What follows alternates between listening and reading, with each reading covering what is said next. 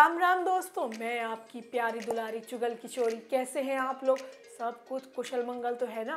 लेकिन टीवी की दुनिया में कुछ भी सही नहीं चल रहा है। सब लोग अपने अपने दुख और दर्द से गुजर रहे हैं।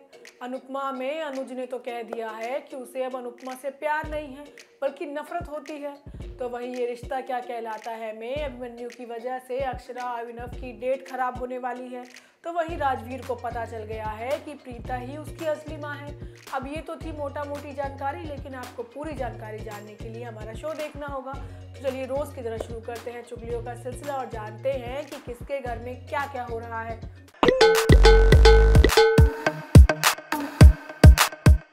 अनुपमा में दोबारा अनुपमा का घर उजड़ गया है। अब बस कागजों पर आना बाकी है।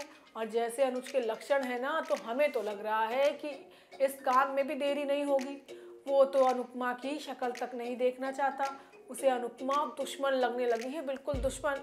होता ये है कि छोटी जब से गई है, अनुज ने तो अपना संतुलन ही खो दिया है।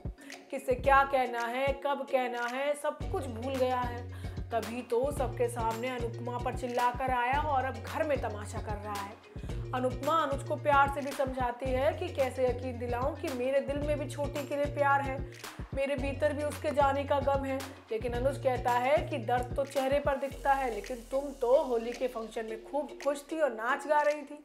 अनुपमा कहती है कि हर सिक्के के दो पहलू होते हैं, एक आपके पास है और एक मेरे पास। आप ही तो कहते थे कि जिंदगी का अच्छा पहलू देखना चाहिए। भले ही हमारी छोटी हमारे साथ नहीं है, लेकिन हम उससे कभी भी मिलने जा सकते हैं। लेकिन अनुज कहता है कि मैं गम के सहारे जिंदगी गुजार दूंगा, लेकिन झूठ के सहारे नहीं। मेरे दिल में अब किसी के लिए भी कुछ नहीं बचा है, तुम्हारे लिए भी नहीं। अब ये सुनकर अनुपमा चौंक जाती है। वो सवाल करती है कि 26 साल के प्यार को क्या पल में भुला दिया? अनुज कहता है कि मेरे दिल में तुम्हारे लिए नफरत नहीं है, लेकिन प्यार भी है या नहीं ये मुझे नहीं पता। अब इस दौरान वो अनुपमा को पीछे धक्का तक दे देता है। वो कहता है कि तुम्हें देखकर मुझे घुटन होती है और अब हमारे रिश्ते में बचाने लायक कुछ नहीं बचा है। ये रिश्ता अब सिर्फ नाम का रह गया है और अब इसका रहना या ना रहना कोई फर्क नहीं पड़ता। अब ये सुनकर अनुपमा टूट जाती है और शादी के दिनों को याद करने लगती है। तभी देविका अनुज को खरी खोटी सुनाती है कि तुझे सिर्फ अपना दर्द दिख रहा है, तुझमें और वनराज में तो कोई फर्क ही नहीं है। अब आगे आने वाले एपिसोड में अनुज घर को छोड़ने की बात करेगा तो अनुपमा उसे रोकने की कोशिश करेगी और उसके सामने शादी नहीं तोड़ने की भीख मांगेगी। वहीं ये रिश्ता क्या कहलाता है में अभिमन्यु की वजह से अक्षरा और अभिनव की डेट खराब होने वाली है, क्योंकि अभीर की तबीयत खराब होने वाली हो। और अगर ऐसा होगा तो अभिमन्यु कैसे अपने जूनियर को अकेला छोड़ देगा? मतलब जैसे ही अक्षरा अपने रिश्ते को आगे बढ़ाने की कोशिश करती है तो बीता हुआ कल वापस उसके सामने आके खड़ा हो जाता है। अब देखना होगा कि क्या अक्षरा उस चीज से कैसे डील करेगी। आज के एपिसोड में होता ये है कि अब तो कायरव और अक्षरा के बीच भी सब कुछ ठीक हो गया है। कायरव ने अक्षरा से माफी मांग ली है। वो कहता है कि उसने उसके साथ बहुत गलत किया है और वो दुनिया का सबसे बुरा भाई है। लेकिन अक्षरा कहती है कि नहीं भाई, ऐसा कुछ नहीं है, आपको मुझसे नाराज होने का पूरा हक है। अब दोनों को ऐसे खुश देखकर अभिनव तो भगवान का शुक्रिया अदा करता है कि दोनों के बीच 6 साल पुराने गिले शिकवे दूर हो गए। इसके बाद अक्षरा 6 साल की कमी को पूरा करते हुए कायरव को राखी बांधती है और उसे विदा कर देती है। उधर बिरला परिवार में भी सभी लोग खुश हैं, क्योंकि आरोही ने सगाई के लिए हाँ जो कर दी है। मंजरी और रूही का तो खुशी का ठिकाना ही नहीं है। दोनों दादी पोती मिलकर नाचने गाने में लगी हैं और सगाई की तैयारियां भी शुरू हो गई हैं। लेकिन मंजरी को डर है कि अक्षरा कहीं वापस ना आ जाए। और तभी अभीर अक्षरा के फ़ोन से अभिमन्यु को फ़ोन कर देता है और बताता है कि उसे सांस लेने में तकलीफ हो रही है।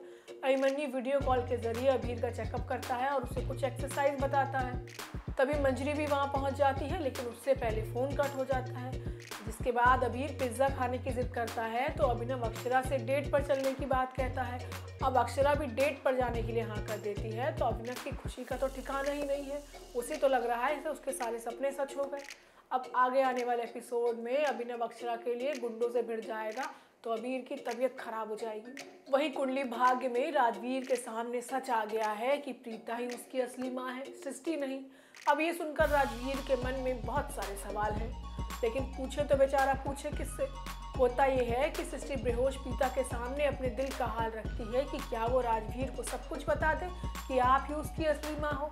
अब ये सारी बातें राजवीर दरवाजे पर खड़ा होकर सुन रहा होता है। राजवीर को बार बार एहसास होता है कि पहले भी उसे इस बात का अंदेशा था, लेकिन वो कह नहीं पाया। राजवीर खुद सृष्टि के पास जाता है और पूछता है कि उसने उससे क्यों नहीं बताया कि प्रीता ही उसकी असली माँ है। सृष्टि राजवीर को पहले गले लगा लेती है और फिर इतने सालों तक झूठ बोलने के लिए माफ़ी मांगती है। जिसके बाद राजवीर प्रीता के पास बैठता है और उससे पूछता है कि उसे क्या कहना चाहिए, माँ या मासी माँ।